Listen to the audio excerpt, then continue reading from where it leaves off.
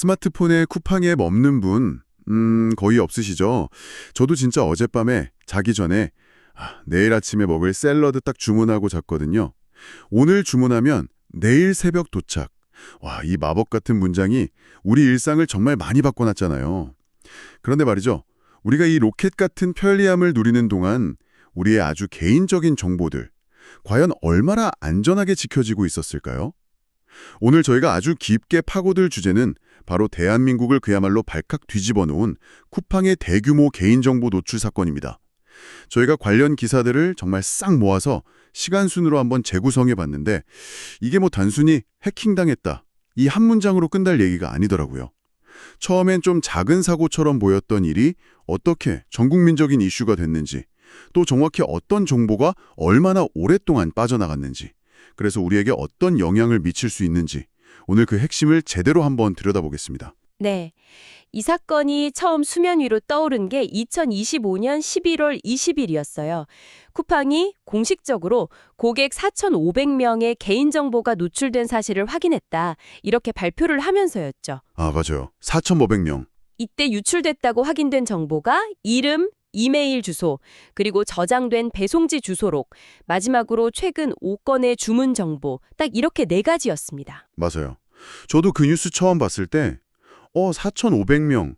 큰일이긴 한데 뭐 수천만 명이 쓰는 서비스 치고는 하고 약간은 그렇게 생각했던 기억이 나요. 쿠팡도 첫 발표에서 그 점을 꽤 강조했고요. 그렇죠. 시스템이랑 내부 네트워크망에 외부 침이 푼 적은 없었고 결제 정보는 안전하다고요. 그러면서 관제기관인 과기정통부, 키사, 개인정보 위에도 바로 신고했다, 이렇게 밝혔죠. 이때까지만 해도 뭔가 좀 통제되고 있는 상황처럼 보였어요. 네, 보통 기업의 위기 대응 매뉴얼 1단계가 딱 이런 식이에요. 사실을 인지했다, 관계기관에 신고했다, 중요한 금융정보는 안전하다. 일단 피해 범위를 특정해서 발표하면서 불안감을 좀 잠재우고 상황을 우리가 통제하고 있다, 이런 인상을 주는 거죠. 초기 대응 자체는 뭐 절차대로 움직인 것처럼 보였어요. 하지만 바로 그 첫 발표에 이 사건의 본질을 암시하는 아주 이상한 단서가 숨어 있었습니다. 아, 그 외부 침입 푼 적은 없었다는 부분 말씀이시죠? 사실 그때는 그냥 해커가 막 뚫고 들어온 건 아니구나, 이 정도로 가볍게 넘겼는데 나중에 보니까 그게 이 사건의 가장 큰 미스테리가 되더라고요. 근데 그건 잠시 후에 다시 얘기하기로 하고 이 잠잠했던 분위기가 완전히 뒤바뀌는 데는 뭐 그래 오랜 시간이 걸리지 않았죠? 맞아요. 불과 9일 만이었습니다. 11월 29일 쿠팡이 추가 조사 결과를 발표했는데 여기서 판이 완전히 뒤집혔습니다. 노출된 개인정보 계정 수가 4,500개가 아니라 약 무려 3,370만 개로 확인되었다고 공식 발표한 거예요. 3,370만 개. 와, 잠깐만요. 이게 숫자가 너무 커서 감이 잘 안 오는데요? 4,500개에서 3,370만 개라니 이게 거의 7,500배가 늘어난 거잖아요. 대체 어느 정도 규모인 건가요, 이게? 이 숫자의 의미를 제대로 이해하는 게 정말 중요합니다. 먼저 쿠팡이 공식적으로 밝힌 3분기 기준 활성 고객, 그러니까 한 번이라도 구매한 적 있는 고객 수가 2,470만 명이에요. 2,470만 명이요? 네. 근데 유출된 계정은 그보다 거의 1,000만 개가 더 많죠. 이게 뭘 의미하냐면요. 현재 쿠팡을 쓰는 사람은 물론이고 예전에 가입했다가 지금은 안 쓰는 휴면 고객, 심지어는 탈퇴한 고객의 정보까지 포함됐을 가능성이 매우 높다는 뜻입니다. 사실상 쿠팡에 한 번이라도 발을 들였던 거의 모든 사람의 기록이 노출되었다, 이렇게 봐야 합니다. 와, 그러니까 제가 몇 년 전에 친구한테 선물 보내려고 딱 한 번 썼던 그 주소, 이제는 이사 가서 존재하지도 않는 옛날 우리 집 주소까지 전부 다 털렸을 수 있다는 거네요. 와, 생각할수록 좀 소름이 돋는데요. 유출된 정보 종류도 다시 한번 명확하게 짚어봐야겠어요. 네, 쿠팡 발표에 따르면요. 이름, 이메일 주소, 그리고 배송지 주소록 전체입니다. 이 주소록에는 받는 사람 이름, 전화번호, 주소가 다 들어있죠. 아, 내 정보뿐만 아니라? 맞아요. 내 정보뿐만 아니라 내가 선물을 보냈던 부모님, 친구, 직장 동료의 정보까지 다 포함되는 거예요. 그리고 일부 주문 정보가 포함됐다고 했고요. 다행히 계속 반복해서 강조하는 건 비밀번호나 신용카드 번호 같은 결제 정보는 포함되지 않았다는 점입니다. 알겠습니다.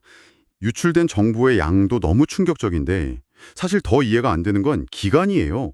이 어마어마한 정보가 빠져나가는데 이걸 어떻게 아무도 모를 수가 있었을까요?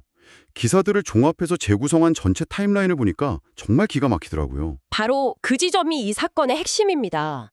여러 기사를 종합해보면 이 개인정보에 대한 무단 접근이 2025년 6월 24일부터 시작된 걸로 추정돼요. 6월이요? 네, 6월 24일.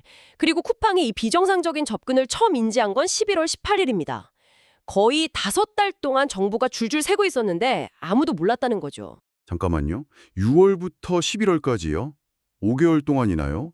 아니, 보통 이런 대기업들은 24시간 보안 관제 시스템 같은 거 다 운영하지 않나요? 누군가 내부 데이터를 그렇게 대량으로 조회하고 있으면 뭐 경고등이라도 울려야 정상 아닌가요? 그게 바로 외부 침입은 없었다는 말의 함정인 겁니다. 우리가 생각하는 해킹은 보통 영화처럼 해커가 막 방화벽 부수고 침입해서 경보가 울리는 그런 장면이잖아요. 그렇죠. 그런 걸 상상하죠. 근데 이번 사건은 그런 식의 침입이 아니었을 가능성이 높다는 거죠. 누군가 정상적인 권한을 가진 것처럼 보이는 계정으로 아주 오랫동안 아주 조금씩 데이터를 빼내갔을 수 있다는 겁니다. 경향신문 보도를 보면 더 구체적인데요.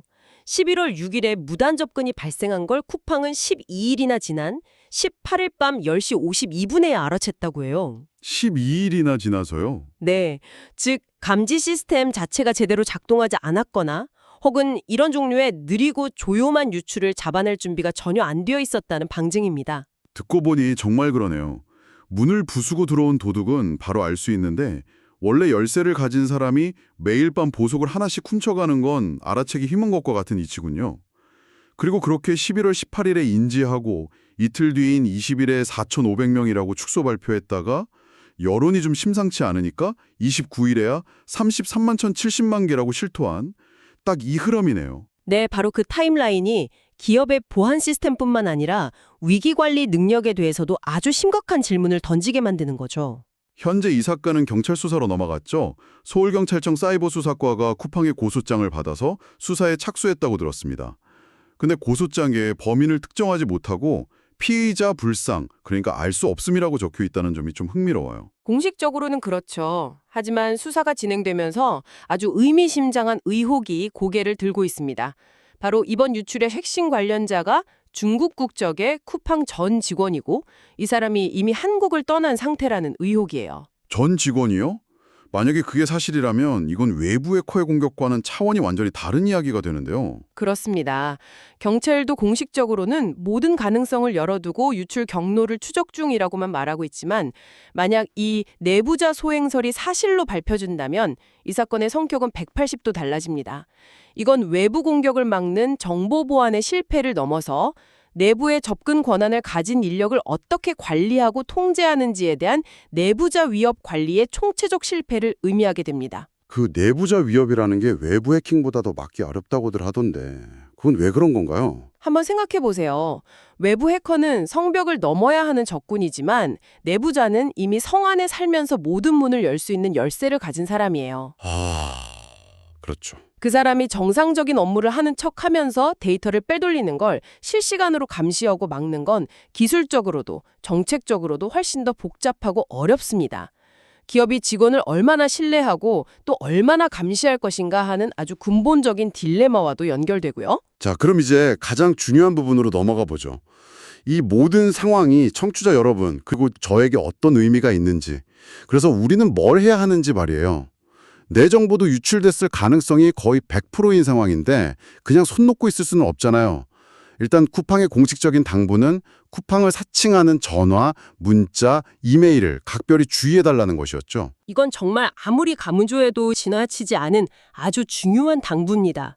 왜냐하면 이번에 유출된 정보의 조합이 너무나도 강력하기 때문이에요. 이건 그냥 무작위로 엄마, 나 핸드폰 고장났어? 같은 문자를 보내는 고전적인 스미싱과는 차원이 다릅니다.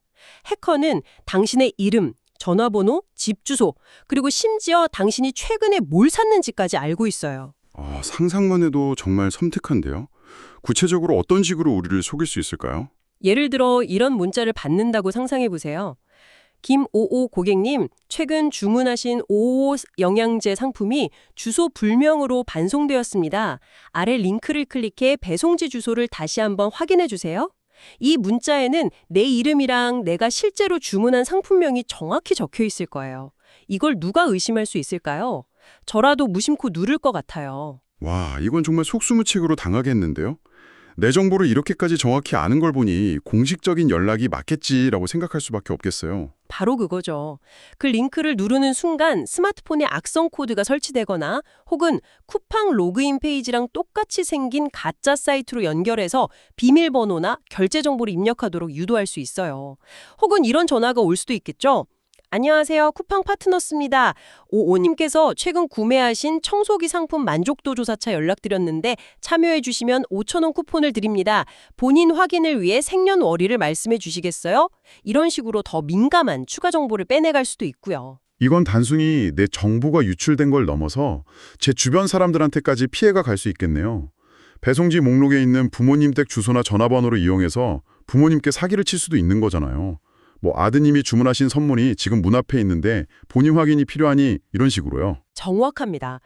그래서 지금 우리가 해야 할 일은 쿠팡 비밀번호를 바꾸는 것. 물론 이것도 중요하지만 거기서 그치는 게 아니에요. 앞으로 한동안은 나에 대해 너무 잘 아는 낯선 연락을 극도로 경계해야 한다는 겁니다. 쿠팡뿐만 아니라 어떤 서비스든 링크 클릭이나 개인정보 요구는 일단 의심하고 좀 번거롭더라도 공식 앱이나 웹사이트에 직접 들어가서 확인하는 습관을 들여야 합니다. 오늘 이야기가 꽤 깊게 들어왔네요. 정리를 한번 해볼 필요가 있겠습니다. 이번 쿠팡 개인정보 노출 사건은 처음 4,500명이라는 발표로 시작했지만 불과 9일 만에 사실상 전 고객에 해당하는 3,370만 개 계정 정보가 유출된 것으로 드러났습니다. 심지어 이 무단 접근은 6월부터 11월까지 5개월에 걸쳐 지속됐지만 쿠팡은 이를 까맣게 모르고 있었고요. 현재 경찰은 전 직원 연루 가능성을 포함한 내부자 위협까지 모든 가능성을 열어두고 수사를 진행하고 있습니다. 네, 오늘 우리가 살펴본 여러 기사와 자료들 속에서 마지막으로 곱씹어 볼 만한 질문이 하나 남는 것 같아요. 아까 잠깐 언급했던 그 이상한 단서 기억하시나요? 쿠팡은 이번 사건에 대해 시스템과 내부 네트워크망에 외부 침입 흔적은 없다고 분명히 밝혔어요. 그런데 동시에 해킹?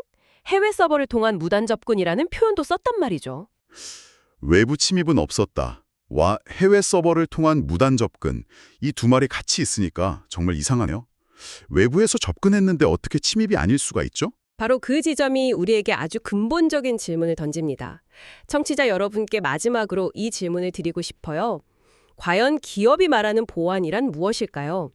외부에서 방화벽을 뚫고 들어오는 요란한 침입이 없었다고 해서 내부 시스템의 정상적인 경로를 통해 5개월 동안 데이터가 대량으로 빠져나가는 걸 감지조차 못했다면 우리는 그 시스템을 과연 안전하다고 말할 수 있을까요? 이건 단순히 디지털 담장을 높이 쌓는 방어벽의 문제가 아닙니다. 데이터에 접근할 수 있는 권한을 누구에게 어떻게 부여하고 그들이 그 권한을 어떻게 사용하는지를 어떻게 감시하고 통제하는지에 대한 기업의 데이터 거버넌스, 그 근본적인 철학에 대한 질문을 우리 모두에게 던지고 있습니다. 우리가 새벽 배송의 편리함과 맞바꾼 것이 무엇인지 다시 한번 생각해 보게 만드는 사건이죠.